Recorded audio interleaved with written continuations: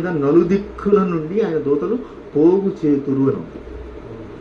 భూమి మీద నలుదిక్కులు ఉన్నటువంటి అన్ని సంఘాల్లో నుండి ఆయన ఏర్పరచుకున్న వారిని పోగు చేతురు. ఈ పోగు చేయబడిన వారే ఎత్తబడేటువంటి సంఘము, వాళ్ళే పెళ్లి కుమార్తె సంఘము, వాళ్ళే పరిశుద్ధమైనటువంటి 5 కన్యకలో ఉన్నటువంటి చేర్చబడినటువంటి సంఘం.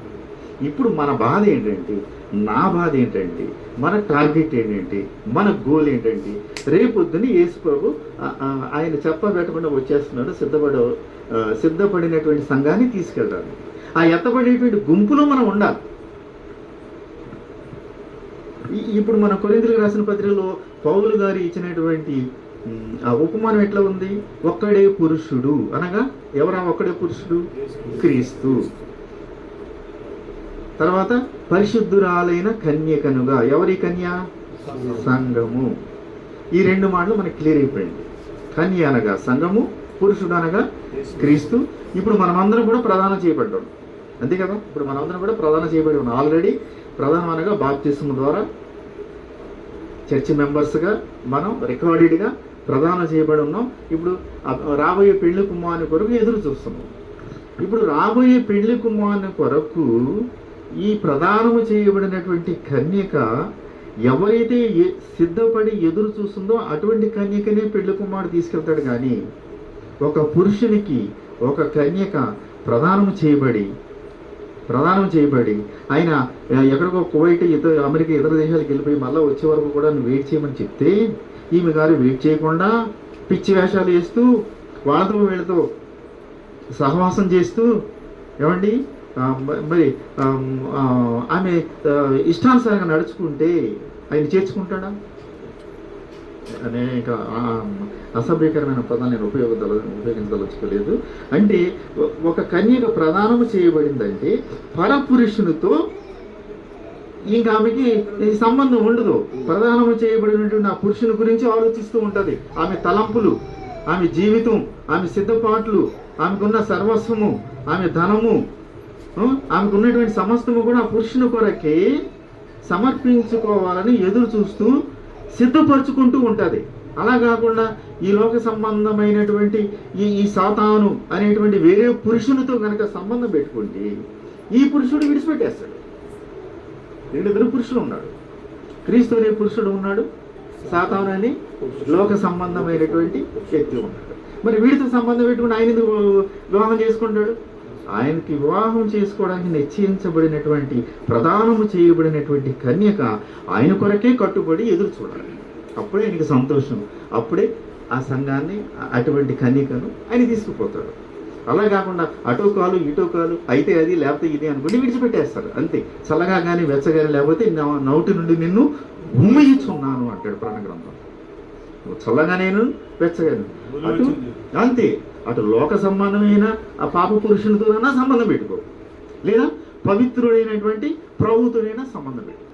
ఇప్పుడు మన వాక్యంలో పడుతుంది కన్యకతో పురుషుని జాడ.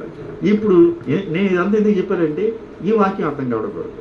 కన్యకతో గ్రహింపలేనివి ఉన్నాయి 4 ఉన్నాయి. 4లో ఇప్పుడు మనం చెప్పుకునేది కన్యకతో పురుషుని జాడ. ఇంకా పైన ఉన్నాయి బండ మీద సర్పమ జాడ, అంతరిక్షమున పక్షిరాజు జాడ, ఏమండి ఇక నడి సముద్రమున ఓడ నడుచు జాడ. ఇవన్నీ సంఘానికి సంబంధించిన విషయాలు విప్పి చెప్తే నేను వాటి జోలికి పోవట్లేదు. మనకు కావాల్సింది సీరియస్ మ్యాటర్ ఏంటంటే ఇప్పుడు కన్యకతో పురుషుని జాడ. ఇప్పుడు కన్యకని ఎవరు మనం అర్థం చేసుకున్న దాన్ని బట్టి కన్యకని ఎవరు? సంఘం అంటే ఎవరు? మనమే. ఈ కన్యకతో పురుషుని జాడ. పురుషుడు అంటే ఎవరు? యేసు ప్రభు. ఈ కన్యకతో పురుషుని జాడ అంటే గ్రహింపలేని సంగతి అంట. ఈ కన్యక ఏమనుకుంటుందంటే ఈ కన్యక అనేటువంటి సంఘములో 2 వర్గాలు ఉన్నారు. ఎత్తబడేటువంటి గుంపు ఉంది, విడిచిపెట్టబడేటువంటి గుంపు ఉంది. 2 గుంపులు మిళితమైపోయి ఉమ్మడి ఏమనుకుంటారంటే మనం అందరం కూడా ఎత్తబడే గుంపులోనే ఉన్నాం అని సంఘము ఒక నిద్రావస్థలో ఉంటుంది. ఈ రెండిటికి డిఫరెన్స్ ఎప్పుడు తెలుస్తుందంటే విడిచిపెట్టబడిన తర్వాత. విడిచిపెట్టబడే వరకు అంటే 2వ రాకడలో ఎత్తబడే వరకు గోధుమలు గురుగులు కలిసి ఉన్నట్టుగా. విడిచిపెట్టబడే వాళ్ళు ఎత్తబడే వాళ్ళు ఇద్దరు కూడా కలిసి ఉంటున్నారు. సంఘములో 2 వర్గాలు కూడా కలిసి ఉంటున్నాయి.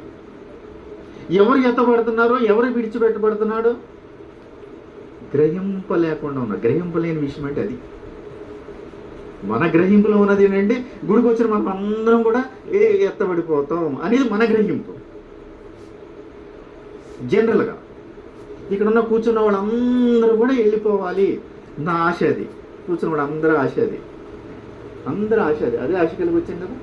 ఎంత ఆశ కలిగి ఎంతమంది ఎందుకు గ్యాదర్ అయ్యారంటే ప్రభువు రాగడలు మనం అందరం కూడా ఎత్తపడాలి. కానీ ఒక విచారకరమైన సంగతి, గ్రహింపలేని సంగతి అంటే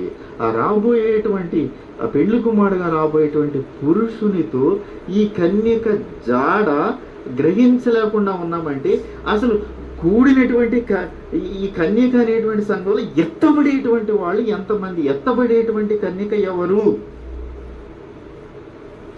ఒక భ్రమలో ఉండిపోతున్నాం మనం. అందరూ వెళ్ళిపోతున్నామని.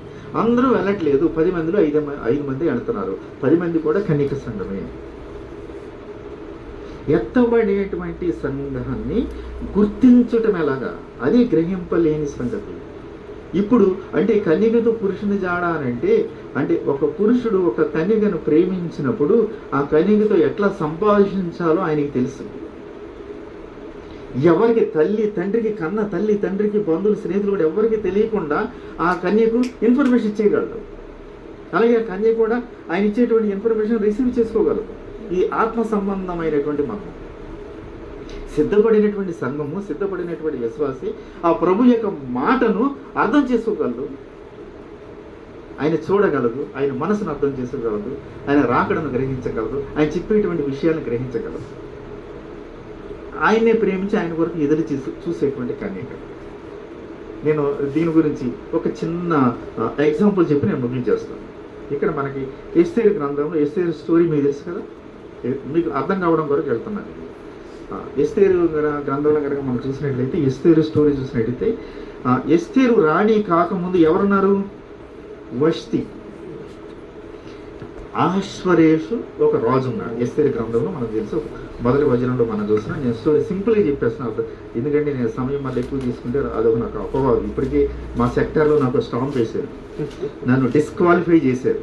ఎందుకు డిస్క్వాలిఫై అయినా తెలుసా? చెప్పలేక కాదు, చెప్తున్నందుకు నన్ను డిస్క్వాలిఫై చేశారు మా సంఘంలో. నేను వాస్తవం చెప్తున్నాను. ఇక్కడ కాబట్టి ఇంకో చోట చెప్తాను, నాకేం బాధ లేదు. ఎందుకంటే దేవుడు నాకు ఇచ్చినటువంటి భారాన్ని బట్టి ఎక్కడ ఆకలి ఉంటే, ఎక్కడ అవసరం ఉంటే, ఎక్కడ వినేవాళ్ళు ఉంటే అక్కడే చెప్పడం.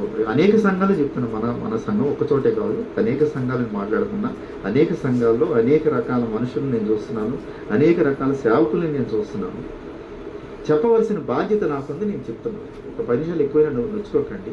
ఇక్కడ ఈ విషయం మీరు జాగ్రత్త వినాలి. ఎందుకంటే ఈ సంఘానికి సంబంధించిన, సంఘము సిద్ధపాటుకు సంబంధించినటువంటి మరొక విషయం, ప్రాముఖ్యమైన విషయం ఎస్తేరు గ్రంథంలో ఉంది. ఎస్తేరు గ్రంథంలో కూడా ఒక 6 మంది క్యారెక్టర్లు ఉన్నారు. 10 అధ్యాయాల్లో 6 క్యారెక్టర్లు ఉన్నాయి. 6 క్యారెక్టర్లు వరుస చెప్తున్నామండి. ఒకటి అహష్వేరోషు మహారాజు, ఆయన యొక్క పెళ్లి భార్య పేరేంటి? వష్తి, మహారాణి. అంతే కదా, వష్తి మహారాణి ఉంది. తర్వాత నెక్స్ట్ ప్లేస్ ఎవరు? ఎస్తేరు. వష్తిని కాదనుకుని ఎస్తేర్ని వివాహం చేసుకోవడానికి అక్కడ ఒక ఇంటర్వ్యూ కార్యక్రమం జరుగుతుంది. ఈ 3 మెయిన్ క్యారెక్టర్లు. తర్వాత ఈ 3 మెయిన్ క్యారెక్టర్లు ఈ యొక్క ఎస్తేర్ని అప్పగించింది ఎవరికి? హేగే, షండు, అది 4వ క్యారెక్టర్.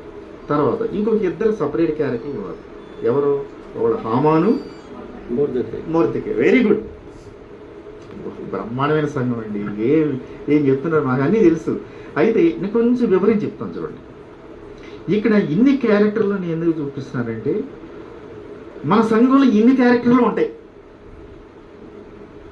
ఈ సిద్ధపడినటువంటి కన్యక సంఘం చూసారా? ఈ సంఘంలో అన్ని క్యారెక్టర్లు కలిగిన వ్యక్తులు కనపడతారు ఒక్కొక్క సంఘంలో చూస్తుంటే. నేను మన సంఘం ఒకటే కాదు, ఎన్నో సంఘాలు నేను చూస్తున్నాను. అన్ని సంఘాల్లో అన్ని క్యారెక్టర్లు కనపడతారు. ఒక్కొక్క క్యారెక్టర్ని మనం చదివితే మనం ఏ క్యారెక్టర్లో ఉండాలో, మనం ఏ క్యారెక్టర్కి సరిపోతాము, ఎలా ఉండాలో, ఎలా ఉండకూడదు, ఏ క్యారెక్టర్ వల్లే నడుచుకోవాలి, ఏ క్యారెక్టర్ వల్లే నడుచుకోకూడదు. బైబిల్ ఇవన్నీ ఎందుకు రాశారంటే అన్ని క్యారెక్టర్లు ఎందుకు విడమర్చి చూపిస్తున్నాడంటే ఎవరి వలె మనం నడుచుకోవాలి, ఎవరిని మాదిరిగా చూసుకోవాలి, ఎవరిని పక్కన పెట్టాలి, ఎవరి వలె నడుచుకోవాలి, ఎవరి వలె నడుచుకోకూడదు. ఇప్పుడు ఇక్కడ 5 క్యారెక్టర్లు ఉన్నాయి. అహష్వేరోషు మహారాజు. ఇక్కడ అహష్వేరోషు మహారాజు తండ్రి అయినటువంటి దేవుడు, దేవుని స్థానంలో ఉన్నవాడు, అంటే పోలికగా నేను చెప్తున్నాను. ఇప్పుడు ఆయన భార్య పేరేంటి? వష్తి. వష్తి. ఈ వష్తి ఈమె ఆథరైజ్డ్ క్వీన్. ఆమె చట్ట ప్రకారము, రాజ్యాంగం ప్రకారము ఆమె సెలెక్ట్ చేయబడింది, రాణిగా అభిషేకించబడింది. మెయిన్ ఇక్కడ ప్రాముఖ్యమైన మాట ఏంటంటే ఒక రాణిగా అభిషేకించబడినటువంటి ఆథరైజ్డ్ పర్సన్, క్వాలిఫైడ్ పర్సన్. అన్ని రకాల క్వాలిఫికేషన్స్ ఉన్నాయి ఎవరికి? వష్తి. అన్ని రకాల బైబిల్ అంటే పూర్తిగా తెలుసు, ఆరాధన పూర్తిగా తెలుసు, క్రమం తప్పకుండా ప్రతి ఆదివారం గుడికి వస్తుంది, ఎక్కడ ప్రార్థన అంటే అక్కడికి వెళ్తుంది. ఏమి ఆచారాల్లో, వ్యవహారాల్లో, ఈ కట్టడాల్లో ఎటువంటి లోటు లేదు, ఎటువంటి లోపం లేదు అక్కడ. అది క్వాలిఫైడ్, ఆథరైజ్డ్ అంటే అది రాణిగా అయిపోయింది. అంటే ఈ ఎవరంటే వష్టి సంఘమే, ఇంకెవరో కాదు. ఇక్కడ వష్టి అంటే ఎవరంటే ఇప్పుడు మనకు కనబడేటువంటి బహిరంగ సంఘం. బహిరంగ సంఘంలో నుంచి అంతరంగ సంఘాన్ని చూపిస్తారు, మీరు చూడండి. బహిరంగ కనబడేటువంటి సంఘమే వష్టి. ఈమెకి రాజరికం ఉంది, రాజవస్త్రాలు ఉన్నాయి, అధికారికంగా రాణిగా ఉండే అన్ని క్వాలిఫికేషన్స్ ఉన్నాయి. అంటే మన సంఘానికి కూడా ప్రతి ఆదివారం గుడికి వెళ్తూ ఉంటాం, అన్ని క్రమాలు పాటిస్తూ ఉంటాం, అన్ని కానుకలు ఇస్తూ ఉంటాం, అన్నింటిలో మనం ఆథరైజ్డ్, క్వాలిఫైడ్, ఇంకా నో డౌట్ ఎట్ ఆల్. ఒక టైం వచ్చింది, ఒక టైం వచ్చేసరికి రాణి గారి, ఈ వష్టి గారు ఏం చేశారు? ఈ రాణమ్మ గారు రాజుగారి కోపం తప్పించారు, అంతే కదా. ఒక సందర్భంలో నువ్వు అటెండ్గా, ఈ ఆరాధనకి అటెండ్గా, లేకపోతే ఈ సమూహంలో ఒక మీటింగ్ అటెండ్ కమ్మంటే ఈమె తిరస్కరించేసరికి రాజుగారి కోపం వచ్చింది. కారణం ఏ విధంగా కానివ్వండి, నేను సింపుల్ వెళ్ళిపోతున్నాను. కోపం వస్తే ఇప్పుడు రాజుగారు ఏం చేశారు? అహష్వేరోషు వష్టి మీద కోపం వచ్చింది. నేను పిలిచినప్పుడు నువ్వు ఇన్ని సంవత్సరాలు నీకు ఇన్ని అధికారం ఇచ్చి, కిరీటం ఇచ్చి, రాణిగా కిరీటం ఇచ్చి, అన్ని క్వాలిఫికేషన్స్ ఇచ్చి, ఇన్ని చేసి ఇంత చేస్తే, నేను పిలిచినప్పుడు నువ్వు అటెండ్ కావట్లేదా? నువ్వు నాకు అవసరం లేదు, వేరే రాణిని నా కోసం సిద్ధం చేయండి అని అన్నాడు. అది కదా అక్కడ జరిగిన స్టోరీ. అంటే ఇక్కడ క్వాలిఫైడ్ పర్సన్ని రాజుగారు డిస్క్వాలిఫై చేశాడు. ఎందుకు? అనుకున్న అహంకారం అనుకోండి, నిర్లక్ష్యం అనుకోండి, గర్వం అనుకోండి, ఆ కారణాలు వేరే ఏమైనా కానివ్వండి. ఆమె రాజుగారు చెప్పిన మాట వినలేదు, ఆయన కోపం వచ్చింది, ఆమె రాణిగా క్యాన్సిల్ చేసేసాడు, డిస్క్వాలిఫై చేశాడు, కొత్త రాణిని ఎన్నుకుంటున్నాడు. ఇప్పుడు కొత్త రాణి ఎవరు? ఎస్తేర్. ఎస్తేర్ అనే సంగతి ఆమె కూడా తెలియదు. ఇప్పుడు ఎస్తేర్ రాణి కావడానికి ఎంతకాలం సిద్ధపడాలి? 12 నెలలు. ఆ గ్రంథం మీరు చదువుకోండి, నేను ప్రయత్ని లోపలికి వెళ్తాను. 12 నెలలు సుగంధ ద్రవ్యములతో ఆమెను సిద్ధపరిచారు. అంతేనా? చూపించాలా మీరు? ఎన్ని? 2వ అధ్యాయము 9వ వచనం. అతి శ్రేష్టమైన స్థలమందు. సరే, ఆయన చూసుకోండి కదా, తెలిసినవి నేను పట్టపడి చెప్పేస్తున్నాను. ఆమెను 12 నెలలు, 1 సంవత్సరము పాటు అతి శ్రేష్టమైనటువంటి సుగంధ ద్రవ్యములతో, పరిమళ ద్రవ్యములతో మంగళ స్నానాలు చేయించి, శ్రేష్టమైనటువంటి ఆహారాన్ని పెట్టి, సంవత్సరం పాటు సిద్ధపరిచిన తర్వాత రాజుగారి దగ్గరికి పంపిస్తే, రాజుగారు ఆమె ఎంత సంతృప్తి చెందితే అప్పుడు ఆమెను రాణిగా అభిషేకిస్తున్నారు. ఇది ప్రాసెస్. ఇది ఫిజికల్గా జరిగింది, కానీ మన స్పిరిచువల్ మ్యాటర్ తీసుకోవాలి ఇందులో. ఒక సంఘము లేక ఒక కన్యక, మనము ఆ పురుషునికి, ఇప్పుడు మనం ప్రదానం చేయబడినటువంటి ప్రదానము చేయబడిన తర్వాత సిద్ధపాటు ఇది చాలా ప్రాముఖ్యమైనది. ఇప్పుడు మనందరం ప్రదానం చేయబడ్డాం కదా, ప్రదానం చేయబడినంత మాత్రాన పెళ్ళి అయిపోయినట్టు కాదు. ప్రదానానికి పెళ్లికి మధ్యలో చాలా సిద్ధపాటు కార్యక్రమాలు ఉన్నాయి. ఈ మధ్యలో పిచ్చి వేషాలు వేసి అటు గంతు ఇటు గంతు వేసి మాత్రం అమ్మాయి క్యాన్సిల్, పెళ్లి క్యాన్సిల్, ఇంకంతే. అబ్బాయికి చెప్పినట్టుగా నడుచుకుంటూ అన్ని కట్టుబాట్లు కలిగి అబ్బాయికి నచ్చినట్టుగా ఉంటేనే అమ్మాయి పెళ్లి జరుగుతుంది. ఏమాత్రం పిచ్చి వేషాలు వేస్తే పెళ్లి కొడుకు పెళ్లి క్యాన్సిల్ చేసుకుని వెళ్ళిపోతున్నాడు అంతే. ఇది కూడా అంతే. ఇప్పుడు ప్రదానము చేయబడింది. ఇప్పుడు ఎస్తేరు సెలెక్ట్ అయింది, అంటే ప్రదానం చేయబడింది. ప్రదానం చేయబడిన తర్వాత రాణిగా సెలెక్ట్ కావాలంటే ఎన్ని సిద్ధపాట్లు ఉన్నాయి ఇక్కడ? 12 నెలలు అంతఃపురం నుంచి బయటికి రాకుండా, ఇహలోకంతో సంబంధం లేకుండా, అనగా ఇహలోక మాలిన్యము అంటకుండా, పరపురుషుని చూడకుండా, అంటే పరపురుషుడు సాతానుతో సంపర్కము లేకుండా, సహవాసము లేకుండా ఆ రాజు కొరకు సిద్ధపడాలి, వివాహం కొరకు సిద్ధపడాలి. ఇలాగా ఎస్తేరుతో పాటు అనేక మంది సిద్ధపడుతున్నారు, అనేక మంది కన్యలు సిద్ధపడుతున్నారు, అనేక మంది కన్యలు సిద్ధపడతారు. ఒక్కతే కాదు, ఆ గ్రంథం మొత్తం చదివితే మనకు తెలుస్తుంది. ఈమె ఎందుకు సెలెక్ట్ అయ్యింది? ఆ ఒక్క విషయం తెలుసుకుంటే మనం చాలా ఈ రాత్రి నిమ్మగించేస్తాం.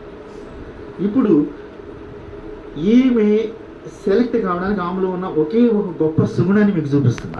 అది లేకుండా అసలు ఆ గ్రంథం మొత్తం మీద హైలైట్ వచ్చినామన్నమాట. అది ఆ ఒక్క మాట మనం తెలుసుకుంటే చాలు. ఎస్తేరు ఆమెను హేగే అనేటువంటి షండుని కాపలాలో ఉంది కదా. ఎస్తేరు గ్రంథము 2వ అధ్యాయము 15వ వచనం. మొదటికి తన కుమార్తెగా స్వీకరించుకున్న తన తండ్రి రాజు యొద్దకు వెళ్ళుటకు వంతు వచ్చినప్పుడు స్త్రీలను కాయు రాజు యొక్క షండుడైన హేగే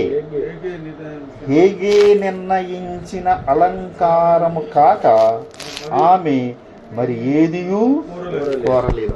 ఎంత ప్రాముఖ్యమైనటువంటి మాట అంటే, రాజుగారి దగ్గరికి వెళ్ళేటప్పుడు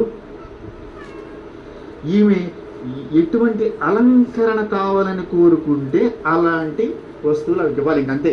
ఎన్ని కేజీలు బంగారు పెడితే దానికి కేజీలు ఇవ్వాలి. ఎలాంటి విలువైన వస్త్రాలు అడిగితే అటువంటి విలువైన వస్త్రాలు ఇవ్వాలి.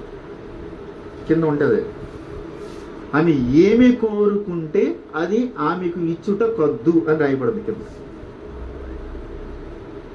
రాజుగారి దగ్గరికి వెళ్ళేటప్పుడు ఆమె అలంకారంలో కానీ ఎటువంటి బంగారు నగలు, ఆమె టేస్ట్కి తగినట్టు ఎలాంటి నగలు కావాలంటే నగలు, ఎలాంటి వస్త్రాలు కావాలంటే అలాంటి వస్త్రాలు,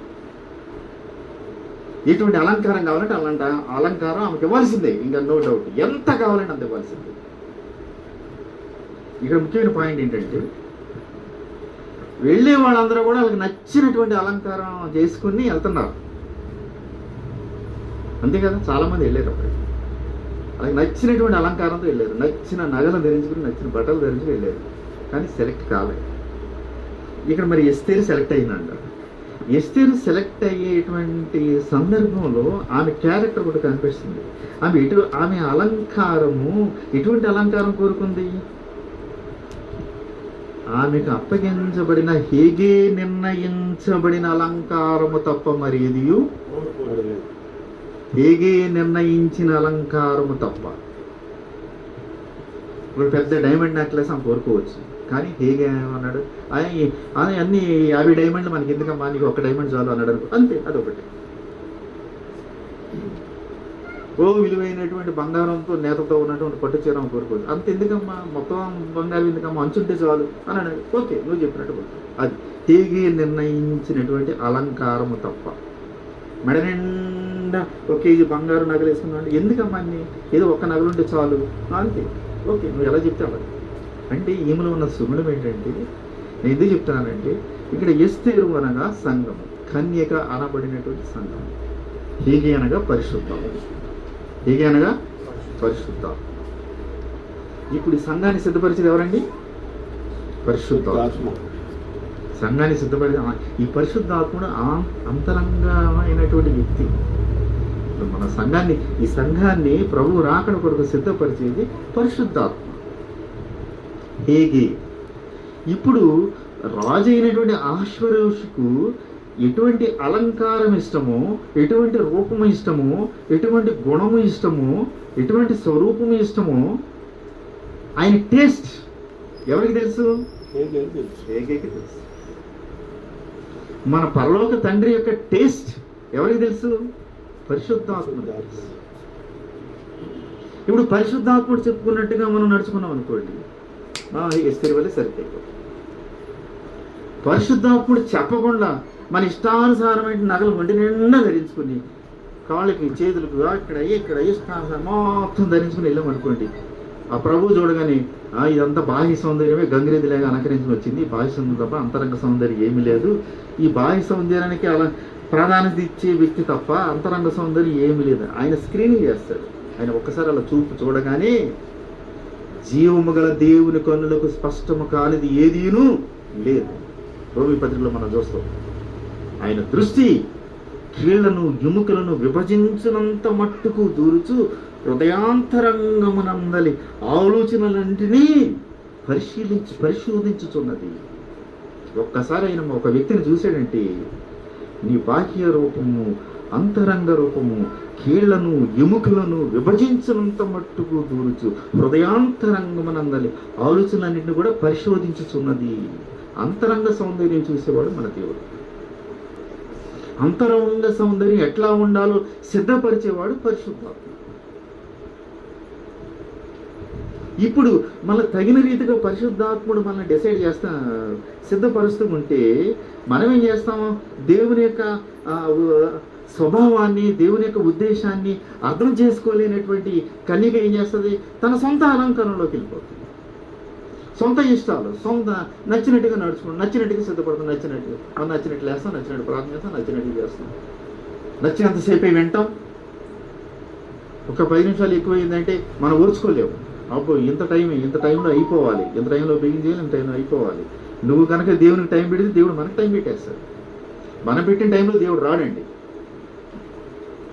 మన సిద్ధపడిన టైంలో నువ్వు రా అంటే ఆయన రాడు. ఆయన వచ్చే టైంలో మనం సిద్ధపడాలి. ఇప్పుడు అది వచ్చిన చిక్కు. మనం ఏం చేస్తామంటే మనం టైం పెట్టుకుంటాం. మనం టైం నిర్ణయించుకుని నేను పెట్టిన టైంలో నువ్వు రావాలి, నన్ను ఆశీర్వదించాలి.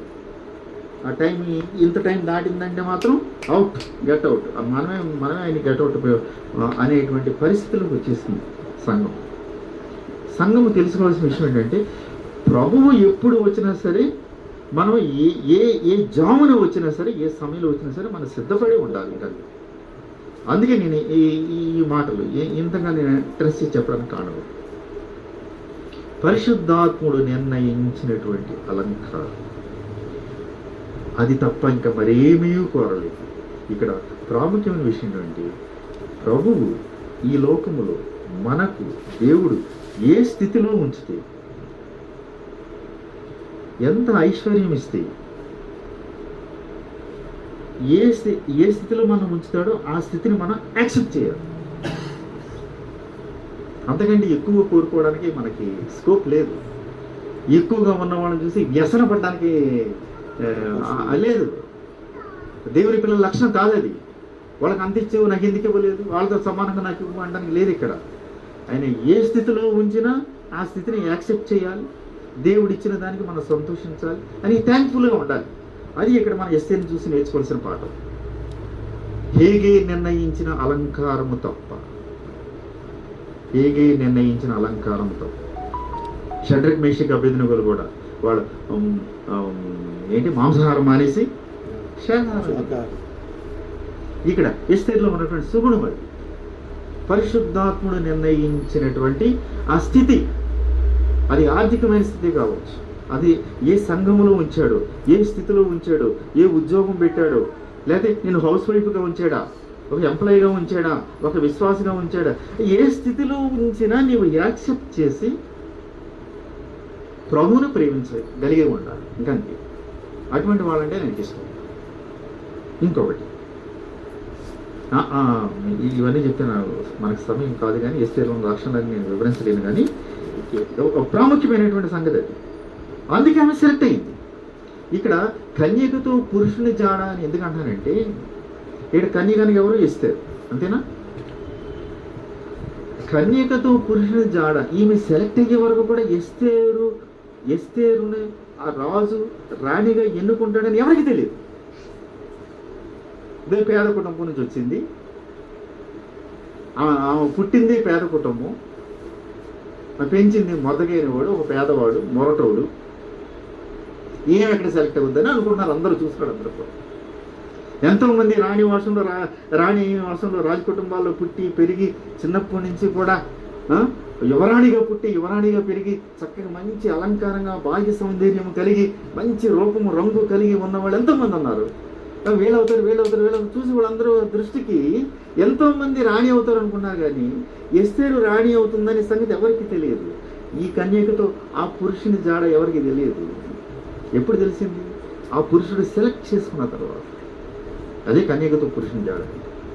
ఇప్పుడు మనము కూడా ఈ కన్యక అనేటువంటి ఈ సంఘములో ఎత్తబడేటువంటి 5 మంది కన్యలు ఉన్నటువంటి ఒక ప్రత్యేకమైన కన్యక ఉంది. అది పెళ్లి కుమార్తె. ఆ పెళ్లి కుమార్తె ఆ ప్రభు యొక్క జాడ, వాళ్ళిద్దరికీ ఉన్నటువంటి అటాచ్మెంట్, వాళ్ళిద్దరికీ ఉన్నటువంటి ప్రార్థన అనుభవం, సన్నిధి అనుభవం, అది ప్రార్థించే వాళ్ళకి తెలుస్తుందండి.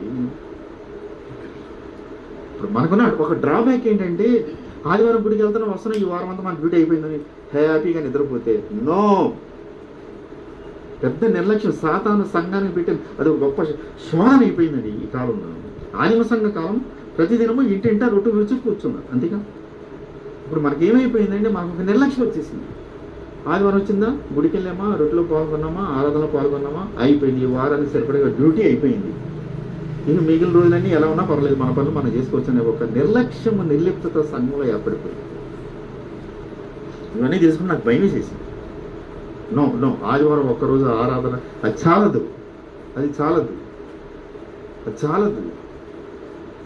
ప్రతిదినము ఆయన ఈ రాకడ పరి నిజమైనటువంటి విశ్వాసి ఇప్పుడు కూడా ప్రతిదినము. ఇప్పుడు దావీదు మహారాజు ఏం చేశాడండి?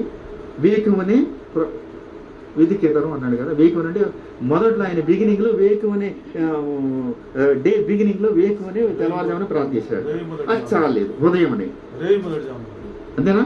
ఉదయం చాలేదు, ఆయన తృప్తి చెందలేదు. దినమునకు 3 మారులు. ఇవన్నీ నా దగ్గర రిఫరెన్స్ ఉంది, నేను చెప్పేస్తున్నాను. దినమునకు 3 మారులు చేశాడు.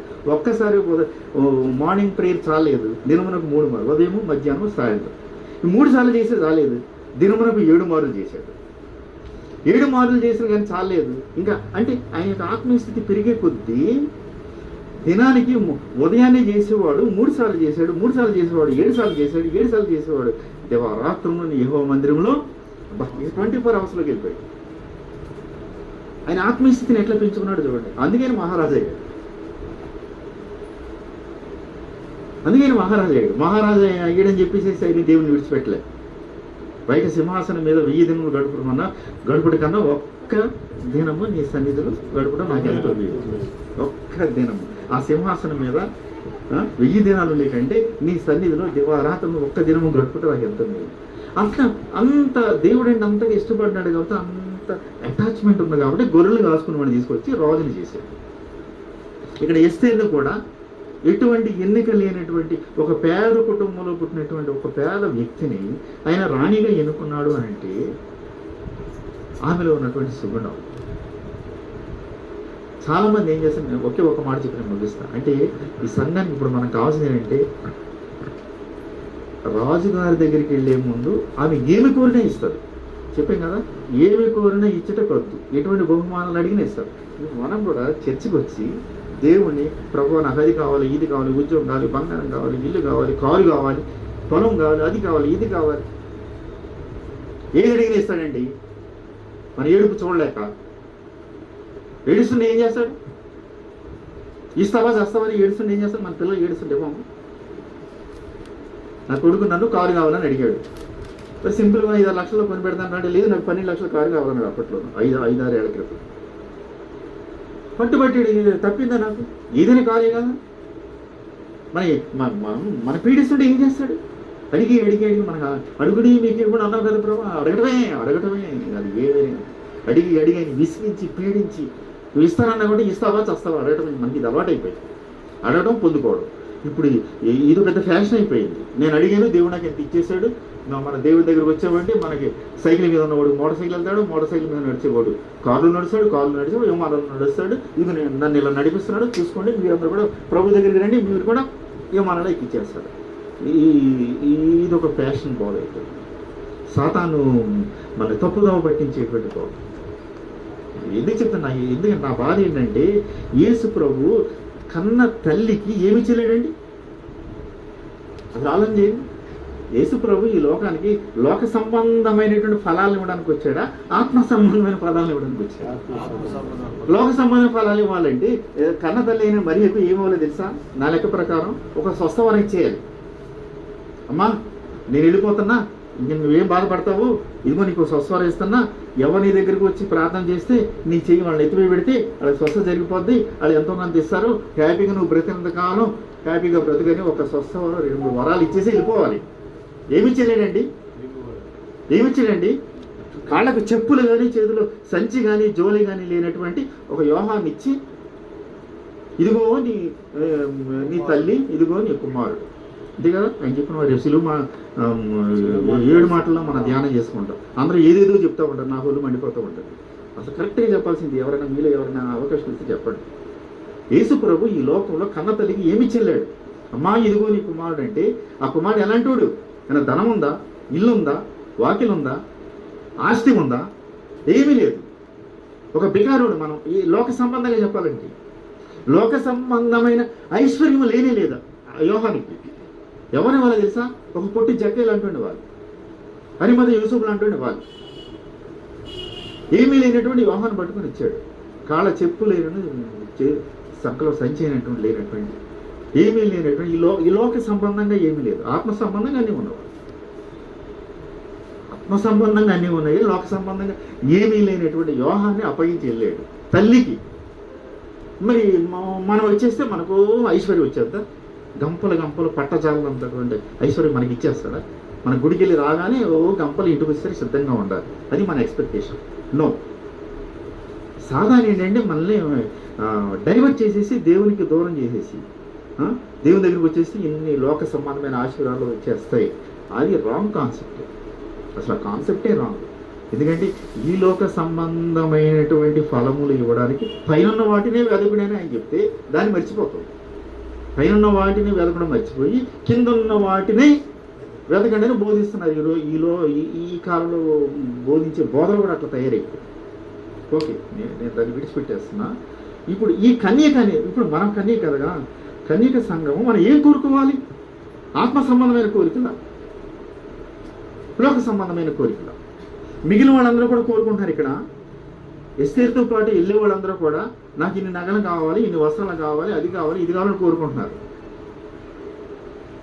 వచ్చిన అమ్మకి మెక్కినంతే దక్కింది అన్నట్టు నువ్వు ఏది కావాలంటే అది తినొచ్చు, ఏది కావాలంటే అది ధరించుకోవచ్చు. అది ఎప్పటి వరకు? ఈ భోగం ఎప్పటి వరకు? ఈ ఒక్క మాట చెప్పి ముగిస్తారు. ఈ వైభవం ఎప్పటి వరకు? రాజు గారి దగ్గరికి సెలక్షన్ కోసం వెళ్ళే వరకే. ఏమో రాణి వైభవం, ఈ బట్టలు, ఈ తిండి, ఈ నగలు, ఈ వైభోగం అంతా కూడా ఎప్పటి వరకు? అక్కడ వరకే. అక్కడ ఫెయిల్ అయింది అనుకో, అక్కడ ఫెయిల్ అయింది, ఈ భోగాలన్నీ పోతాయి, తీసుకుపోయి పడేస్తారు హాల్లో. నీకు అంతే. వాళ్ళు మళ్ళీ వెనక రావడానికి లేదు, ముందుకు వెళ్ళడానికి లేదు. రాణిగా సెలెక్ట్ కాలేదనుకో ఎక్కడికి వెళ్తుంది? ఇంటికి రావడానికి లేదు. ఇంతకుముందు లేక సిద్ధపాటు 12 నెలలు సిద్ధపరిచినటువంటి గృహంలో ఉండడానికి లేదు. వీళ్ళందరినీ తీసుకెళ్ళిపోయి హాస్టల్లో పడేస్తున్నారు. ఎంత బాధ! అది విడిచిపెట్టబడిన సంఘం. విడిచిపెట్టబడిన సంఘం అంటే అది. అప్పటి వరకు అంటే మనం అనుకుంటాము ఈ సంఘంలో ఉన్న మనం అందరం కూడా దేవుడు ఏదైతే ఇచ్చేస్తున్నాడో, అబ్బా ఎంత వైభవంగా ఉన్నాం, అబ్బో దేవుని చేత ఎంత ఆశీర్వదించబడ్డారు, ఎన్ని ఫలాలు, ఎన్ని వరాలు, ఎంత బంగారు, అబ్బో ఎంత ఆస్తి, ఎంత ఐశ్వర్యం, ఏ దేవుడు వీళ్ళకి ఎంత ఇచ్చేసాడంటే వీళ్ళకి పరలోకం గ్యారెంటీ అనుకోవడానికి లేదు. ఈ లోక ఐశ్వర్యం ఉన్నంత మాత్రాన పరలోకం గ్యారెంటీ లేదు.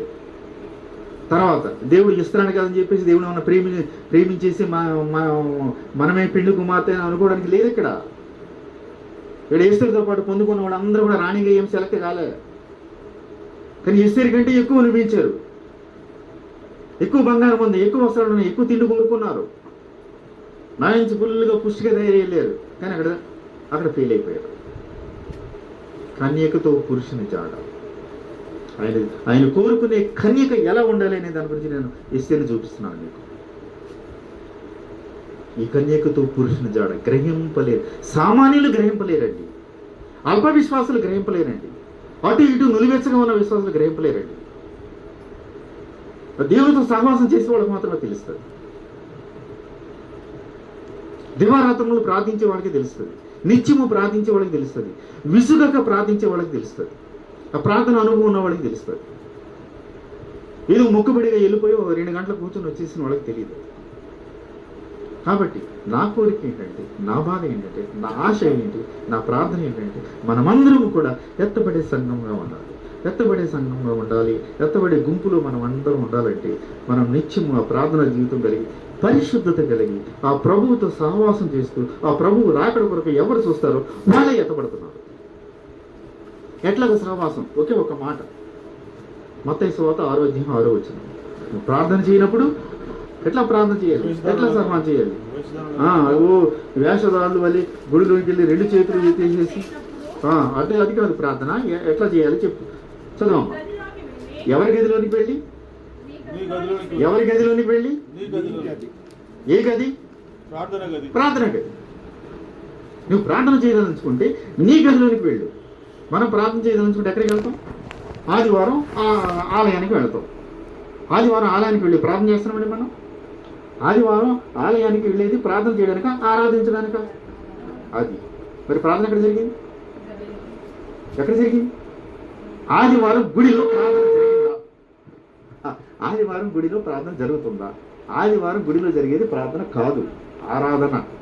ఆరాధన అంటే ఈ వారం అంతటిలో ప్రభు మన జీవితంలో మనం చేసిన మేళ్ళ గురించి ప్రభువును స్తుతించేది ఆరాధన.